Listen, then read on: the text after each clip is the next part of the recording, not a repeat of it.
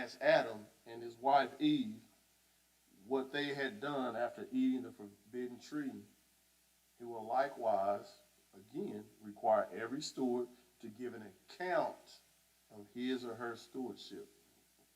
So you will have to give an account. I will have to give an account of our stewardship. This is proved by a parable that Jesus gave of the unfaithful steward who had asked to give an account of his stewardship. Look over in the book of Luke.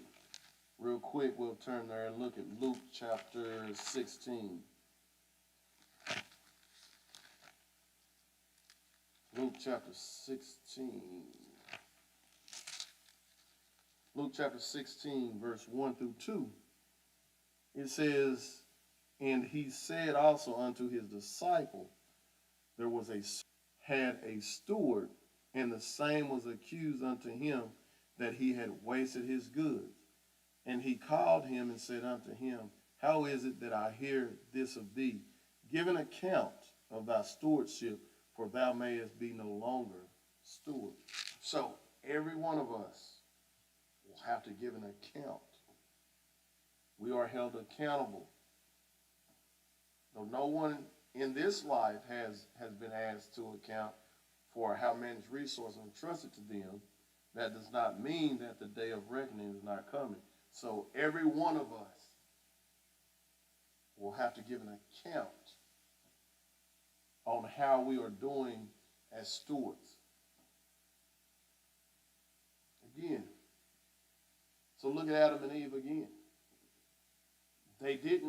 They were just to manage. They were just to be managers of what God has entrusted to them. They were not to be owners. God didn't intend to transfer ownership from himself to them. God just asked them to manage. He asked them to manage. So just think about God being who he is. He does the same thing to us. Though we say we may own this, we may own that, Scripture says we don't own anything.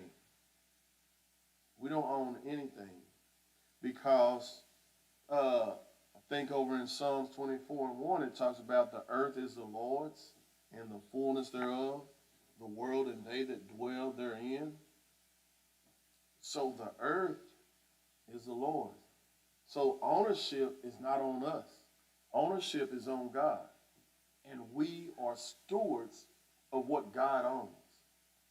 So being a steward, God says, I want you to take care of this. And then, I like how Paul says, again, that it is a requirement in stewards. Isn't it something how God puts it? That if you're going to take care of what I own, what I created, I want you to be faithful in doing it. God says this is a requirement. He says, I want you to be faithful in taking care of what I bless you with. Though it's a requirement, God still gives us the liberty to make a choice.